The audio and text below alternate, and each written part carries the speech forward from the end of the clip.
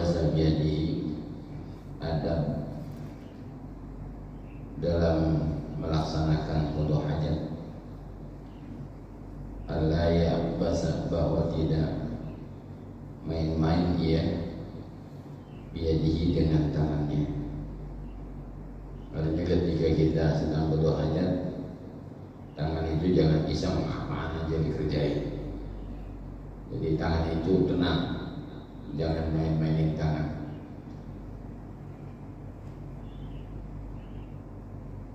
Jadi kalau lagi qada hajat tuh kayak apa namanya, ngorek-ngorek kuku, motes kuku, apaan aja gitu dikerjain gitu. Nah, itu makruh ya. As-salisu asyara, yang ke-13, alla yarfa'a sawbahu, bahwa tidak mengangkat ia akan kainnya.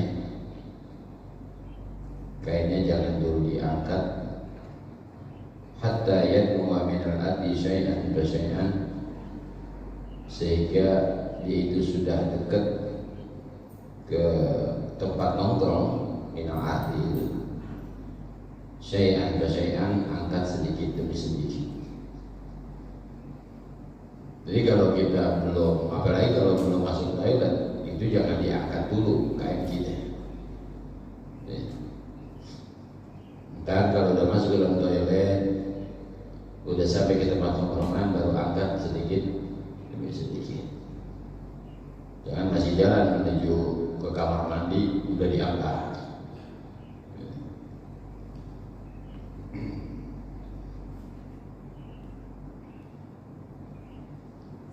Rabi'u asyara, yang ke-14, ayus bila sawbahu inda faraqihi syai'an fa syai'an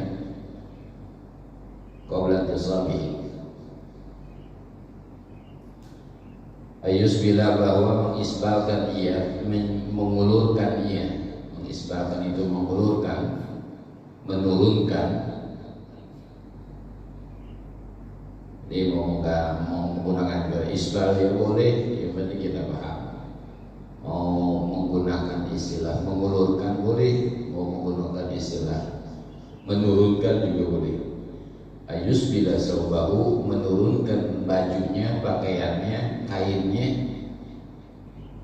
yang tadi diangkat. Pada saat dia nongkrong itu kan diangkat. Nah sekarang diturunkan itu kainnya inda firaqihi, ketika dia sudah selesai daripada qada hajat. Syai'an fa syai'an, turunkan sedikit demi sedikit, qabla tisabihi, sebelum berdirinya dia. Jadi begitu dia mau bangun, sambil turunin itu kainnya sedikit demi sedikit. Jadi tadinya diangkat sebelum nongkrong, waktu menongkrong diangkat dikit sedikit, begitu dia bangun diturunin sedikit sedikit. Ini adabnya. Jadi begitu dia keluar dari kamar mandi udah rapat semua. Ya. Jangan keluar dari kamar mandi masih gobal gabil gitu. Iya, buka celananya di luar kamar mandi, masuk kamar mandi udah telanjang. Iya, keluar dari kamar mandi masih telanjang. Wah, ini namanya adabnya kalau begitu nggak dipakai. Walaupun itu di kamar kita sendiri. Di kamar kita nggak ada orang, kamar kita di dalam kamar kita ada kamar mandinya, ada toilet nih. Begitu kita turun dari tempat tidur, pokoknya kita mau ke kamar mandi, tetap adabnya, walaupun itu nggak ada siapa-siapa, tetap adabnya. Ketika kita itu jangan dulu mengangkat kain kita sebelum kita dekat ke tempat nongkrong. Kita masuk ke dalam toilet baru diangkat sedikit demi sedikit. Selesai daripada qada hajat, turunkan sedikit demi sedikit itu kain kita. Begitu kita diri udah tertutup semua. Begitu keluar dari toilet udah rapat semua. Ada ya? Jadi orang yang menggunakan adab itu merasa nggak aman kalau dia keluar masuk kamar mandi dalam keadaan aurat yang terbuka. Al-khamisu asyara yang ke-15 ayyastabri'a. Adabnya yang qada hajat itu adalah melaksanakan istibra. Jadi sunat istibra, makruh meninggalkan istibra. Ayyata'akkadu min khuruji baqiyatil bauli al-mawjud fi qasabatiz zakari. Istibra di sini maksudnya adalah berusaha kuat min khuruji baqiyatil bauli al-mawjud, min khuruji baqiyatil bauli, untuk mengeluarkan sisa air kencing. Istibra itu berusaha untuk mengeluarkan sisa air kencing. Air kencing yang dimana sisanya itu al-mawjudi fi qasabatiz zakari, sisa air kencing yang ada di batang kemaluan. Orang kencing cek berhenti. Ketika dia berhenti itu kencing, ada tuh sisa air kencing yang di batang zat. Nah ini yang harus kita lakukan istibra nih, yang nyisa di batang nih. Dari kantong kemih dia udah keluar sampai ke batang zakar. Iya, yang lain udah pada keluar, dia tersisa di sini. Iya. Nah ini sunat kita lakukan istibra. Jadi sisa di sini sunat untuk dikeluarkan. Bagaimana cara keluarinnya? Bagaimana cara istibranya? Walahu iddatu kaifiyatin, dan untuk istibra ini iddatu kaifiyatin, banyak cara. Ada beberapa cara untuk istibra. Jadi boleh kita lakukan, nanti pakai cara yang mana aja itu boleh. Mana cara-cara itu? Minha ayyastabri'a. Di antaranya bahwa yaitu melakukan istibra yang pertama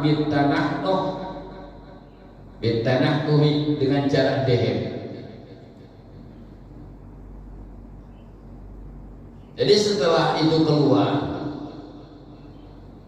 kita pipis tuh air kencing kita keluar, ada yang bisa di batang zakar kita ini. Nah kita sunat lakukan istibra. Yang pertama istibranya itu adalah dengan cara dehem. Dehem ini tarik ini dari perut, angkat, dehem ini gitu. Tapi dehem bukan asal dehem, bukan itu mah nggak ada apa-apanya. Iya, tarik dari sini, dari perut nih. Nah, tekan dehem dari sini. Nah, jadi di situ ada dorongan ke sini, dehem yang semacam itu ada tenaga. Sehingga begitu kita dehemin, maka sisa air kencing yang ada di zakar ini, yang di batang zakar ini akan keluar. Begitu kita dehem, keluar, cek. Dehem lagi, keluar lagi, cek. Dehem lagi, keluar lagi, cek. Nah udah selesai itu dehem 3 kali 5, baru dah kita cekok. Tuh kalau kita udah istibra gitu, entar begitu udah kita rapi, udah rapi cekok, udah rapi istinja, kita batuk pun aman, nggak ada masalah, nggak bakal ada yang keluar lagi. Kenapa? Karena sisa yang ada di batang zakar ini udah keluar semua. Kan kalau orang batuk ada yang keluar, itu karena dia posisinya udah keluar dari kantong kemih. Apa air kencing itu keluar, udah keluar dari tempatnya, udah sampai di batangnya. Udah sampai di batangnya belum sempat keluar, dia batuk, nendang. Tapi kalau yang di batang ini kita udah istibra, kita udah dehem, udah habis, kita batuk aman, nggak ada masalah. Itu istibra yang pertama. Jadi istibra yang pertama dengan cara dehem, ngedehem.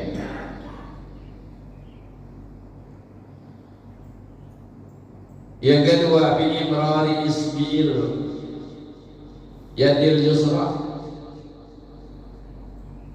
dengan menjalankan jari tangan kiri, jari-jari tangan kiri, as-sababati, terutama telunjuk, tahtal qadibi, di bawah batang zakar. Bahasa kita mah diurut pakai tangan kiri. Ini bahasa yang paling gampang. Jadi yang pertama dengan cara dehem tanah no, yang kedua dengan cara diurut pakai tangan kiri. Cara urutnya bagaimana? Kita punya telunjuk tangan kiri di bawah batang. Ini batang nih. Nah ini jari tangan, nah telunjuk ini di bawah nih, diurut tuh. Ah, diurut, gitu. Udah diurut, udah. Maka sisa air kencing yang ada di batang ini ketika kita urut dia akan keluar. Ini cara yang kedua. Yang ketiga, bin natri, salasan dengan cara naker, salasan 3 kali. Naker apa naker? Kita nggak ngerti naker itu apa. Cuman ini ulama baik sama kita, dijelasin sama ulama ini. Bi ayyu harrika zakarahu. Naker itu adalah bahwa dengan menggerak-gerakkan ia akan zakarnya. Jadi zakar digerak-gerakin 3 kali. Nah, itu namanya istibra. Jadi istibra caranya di sini ada 3.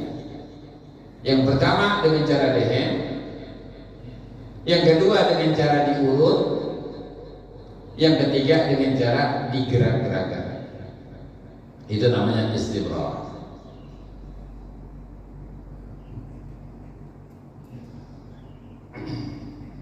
Kalau dari istibra udah kesononya udah, tinggal terserah dah. Entah pokoknya kita dehem masih keluar tanpa ada sepengetahuan kita, ada yang kita dehem, ternyata masih ada yang keluar tanpa sepengetahuan kita, tanpa perasaan kita, Allah akan maklum. Ya. Karena syariat sudah dilaksanakan, hakikat itu tinggal urusan Allah. Nggak akan jadi beban buat kita. Tapi kalau syariatnya belum kita pakai, disuruh istibra, kita nggak istibra. Padahal banyak cara untuk melakukan istibra. Satu pun cara nggak ada yang dilaksanakan. Begitu dia sholat, ternyata dia batuk, ternyata dia dehem, ada yang muncrat. Dia nggak merasakan di situ ada yang muncrat. Tapi tetap aja, walaupun dia nggak merasakan itu, akan menjadi beban buat dia. Satu, batal wudunya. Yang kedua, batal sholatnya. Pakaian yang terkena najis, wudunya batal, sholatnya otomatis ikut batal. Dan dia nggak merasa sholatnya itu batal. Kenapa dia nggak merasa sholatnya batal? Karena memang dia nggak merasa keluarin air kencing. Padahal sebetulnya pada saat dia batuk tadi, pada saat dia dehem tadi, dia keluarin air kencing, tapi dia nggak merasa. Kenapa itu sampai keluar air kencing? Itu gara-gara dia habis kencing tadi nggak istibra. Karena wudunya batal, sholatnya batal, berarti dihukumkan orang ini nggak sholat. Dan dia merasa dirinya udah sholat. Padahal dia dihukumkan belum sholat. Kenapa? Karena sholat yang baru saja dia laksanakan itu batal.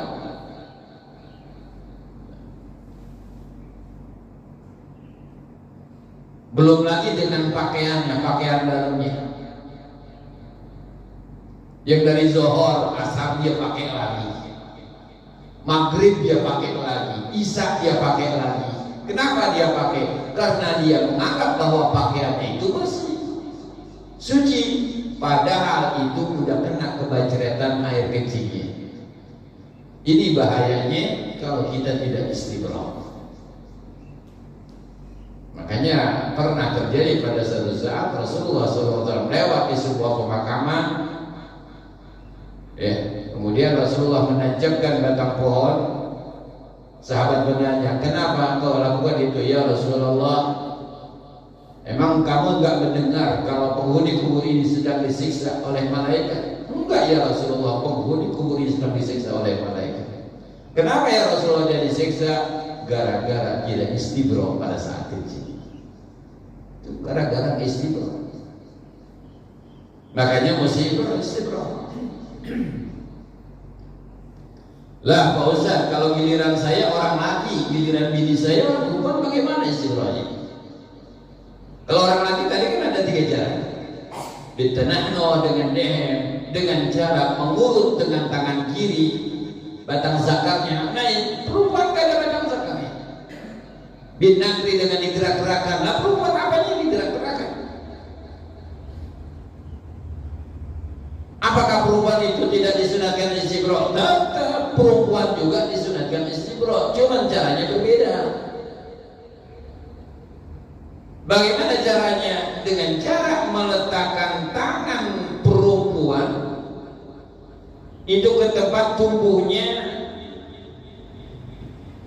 apa ngomongnya? Rerumputan. Ya. Nah, itu tempat tumbuhnya rambut-rambut itu. Tempat tumbuhnya rambut-rambut itu dipegang sama itu perempuan, ditekan dikit. Itu cara istibronya orang perempuan. Kalau kita tadi diurut, kalau perempuan ditekan di tempat tumbuh rambut-rambut itu tadi, itu istibro untuk perempuan. Selain daripada dehem, dengan cara dehem juga bisa.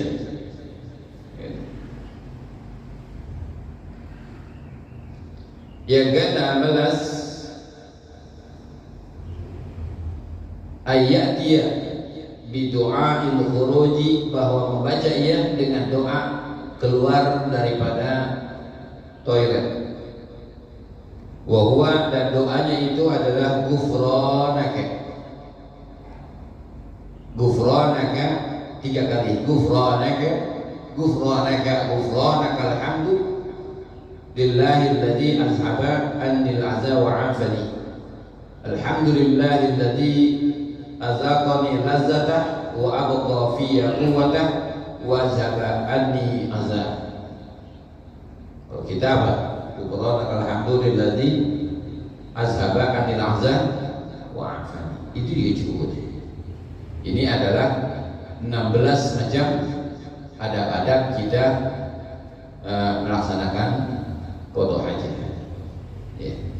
Ada qada'il hajat fi sahra, yang akan datang insyaallah ada buang hajat di sahra, di tanah lapang. Sampai sini. Allah Subhanahu wa taala.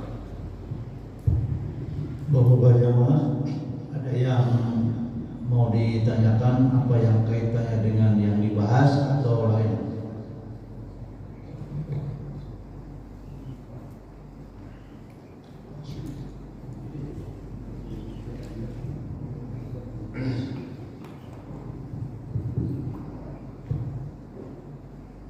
Assalamualaikum warahmatullahi wabarakatuh. Assalamualaikum warahmatullahi wabarakatuh. Saya mau bertanya Pak Ustaz, ini dari ayat suci Al-Quran Pak Ustaz ya. A'udzu billahi minasy syaithanir rajim. Bismillahirrahmanirrahim. Wa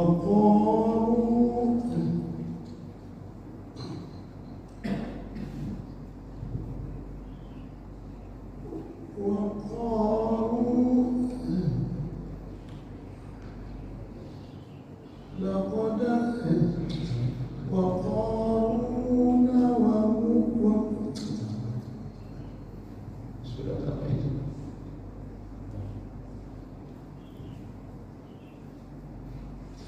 Bismillahirrahmanirrahim.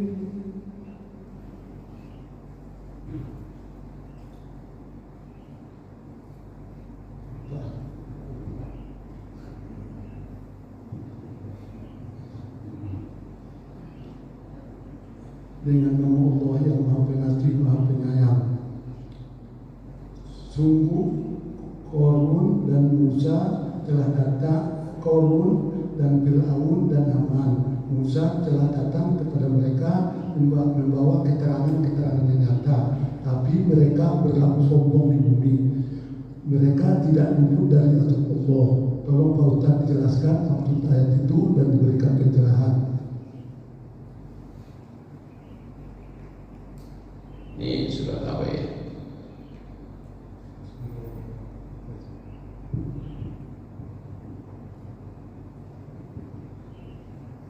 Saya nggak dapetin tafsirnya. Waqalu ayatnya apa? Lupa ayat.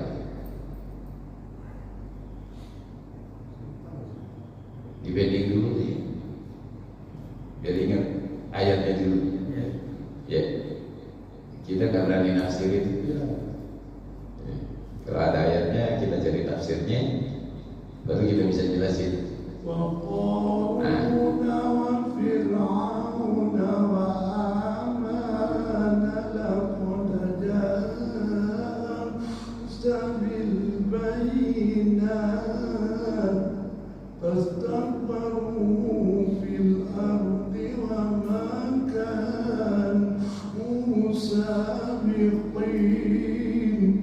Dan juga Qarun dan Fir'aun, sungguh telah datang kepada mereka Musa membawa keterangan-keterangan nyata, tetapi mereka berlaku sombong di bumi, dan mereka adalah orang-orang yang tidak luput dari azab Allah.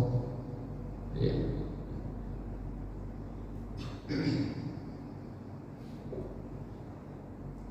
Nabi Musa membawa keterangan-keterangan nyata, menyampaikan tentang kebenaran-kebenaran dirinya sebagai utusan Allah. Nabi Musa berdakwah kepada Fir'aun, menyatakan bahwa tidak ada Tuhan yang berhak disembah kecuali Allah. Dan Nabi Musa, karena pada saat itu Fir'aun mengaku dirinya sebagai Tuhan, Nabi Musa nyatanya menjelaskan bahwa tidak ada kerajaan yang sebenarnya, tidak ada Tuhan yang berhak untuk disembah dengan sebenar-benarnya kecuali Allah. Dan Nabi Musa juga menyampaikan kepada Fir'aun bahwa dirinya adalah seorang nabi yang diutus oleh Allah Subhanahu wa Ta'ala. Fir'aun gak percaya begitu aja. Fir'aun itu minta tanda, minta bukti kepada Nabi Musa, ya, yang bisa memperkuat bahwa dirinya benar itu adalah sebagai nabi yang diutus oleh Allah. Disampaikanlah itu kepada Fir'aun, dibuktikanlah itu kepada Fir'aun bahwa dirinya, bahwa Nabi Musa itu adalah benar-benar seorang nabi. Tapi Fir'aun dan Qarun tetap tidak percaya itu, tidak beriman kepada Fir'aun, kepada Nabi Musa alaihi salatu wassalam. Ini ayat sebatas menjelaskan bahwa keangkuhannya Fir'aun, ya, keangkuhannya Fir'aun sehingga tidak mau mempercayai ucapan Nabi Allah Musa alaihi salatu wassalam. Kurang lebihnya begitu. Ya, karena kita nggak melihat tafsir. Ya, silakan kalian.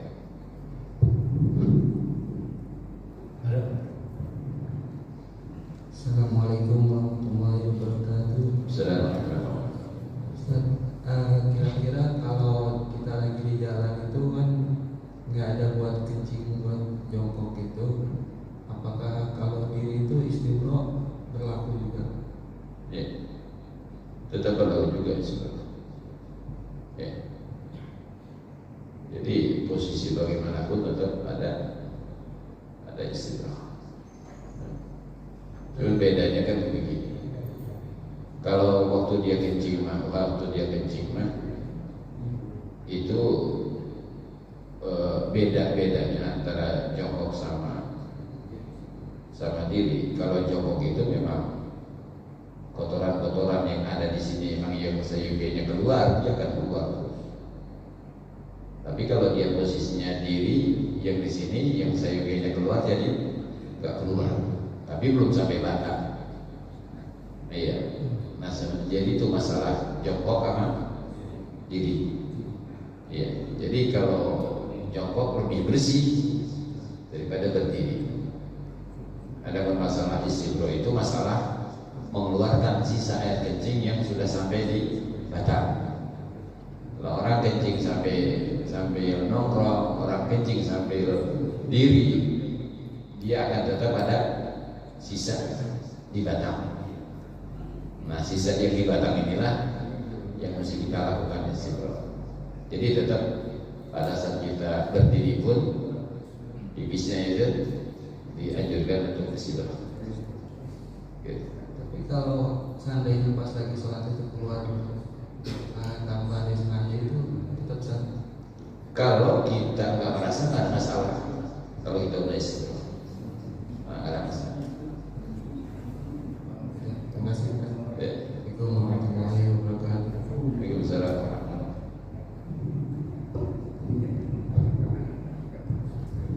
Assalamualaikum warahmatullahi wabarakatuh.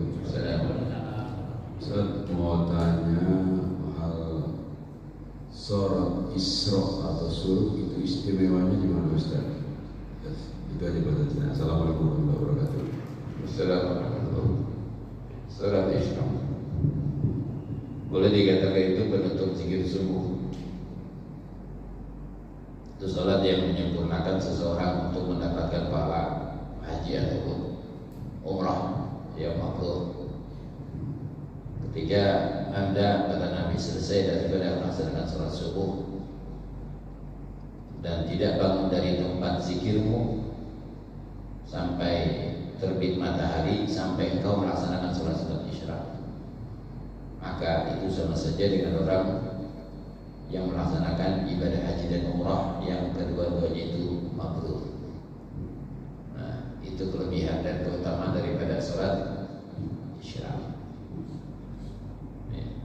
Kalau rumah kita dekat nggak apa-apa, ya Pak Haji Rusli ini kan dekat nih. Sholat subuh di sini, kita selesai zikir-zikir subuh, zikir habis sholat, Pak Haji Rusli ini pulang di rumah, terusin duduk sampai terbit matahari, kemudian melaksanakan sholat sunat isyraq. Nah itu nggak apa-apa. Nah, tapi kalau agak kejauhan, kayak Pak Haji Jono kejauhan, kayak Pak Beni kejauhan, sholat subuh di sini, ntar zikirnya di sana aja. Itu udah hilang fadilahnya. Nah, tapi kalau di sini atau dekat habis sholat subuh duduk zikir, baca Quran, ngapain aja dan punya zikir. Sampai terbit matahari, kemudian dia sholat sunat isyraq, maka dia akan mendapatkan pahala seperti orang yang melaksanakan ibadah haji dan umrah. Ini haji umrah yang gratis dan udah pasti diterima. Cuman kayaknya berat. Ya. Insya Allah dengan adanya kita ngaji begini dapatlah itu. Ya. Segitu aja barangkali. Ya. Silakan Anda.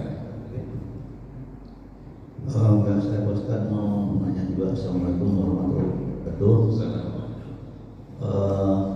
Apakah betul letak tongkrongan itu jangan menghadap ke kiblat?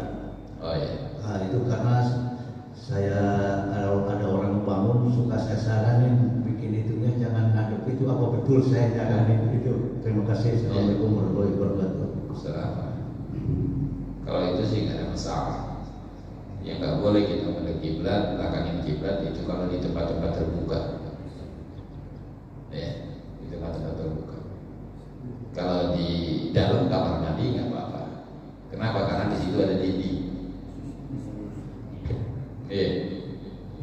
Kalau nanti di sofa ada kita baca. Nanti ada. Nah itu yang jadi masalah. Jangan menghadap kiblat, jangan membelakangi kiblat, jangan menghadap matahari, membelakangi matahari. Nah itu ada.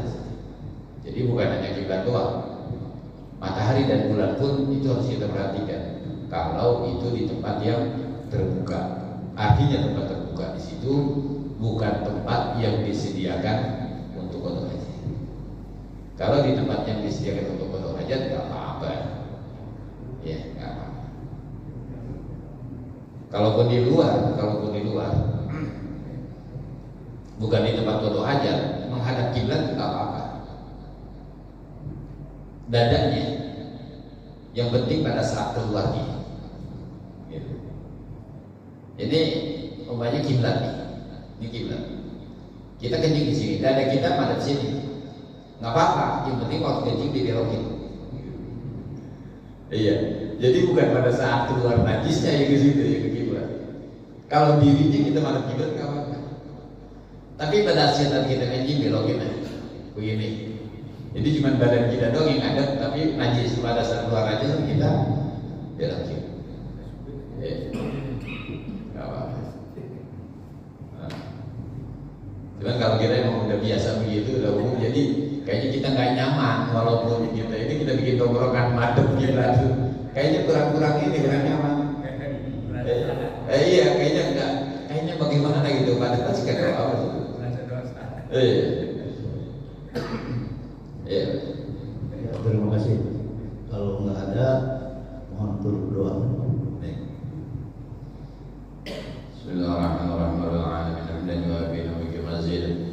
اللهم صل على سيدنا محمد صلاة تنجينا بها من جميع الأحوال والآفات وتغفر في جميع الحاجات وظهر بحمد من شاء ربنا من ذكر على الدرجة وتكون بعصوات جميع الصالحات وبعد المال اللهم اغفر لنا ولوالدينا وارحمنا كما ربيانا صغيرا اللهم انفعنا بما علمتنا وعلمنا بما ينفعنا وزدنا علما نافعا الحمد لله على كل حال نعوذ بالله من أهل برحمتك يا أرحم الراحمين ربنا آتنا في الدنيا حسنة وفي الآخرة حسنة وقنا عذاب النار ربنا تقبل منا إنك أنت السميع العليم وتب علينا إنك أنت التواب الرحيم صلى الله على سيدنا محمد وآله وصحبه وسلم والحمد لله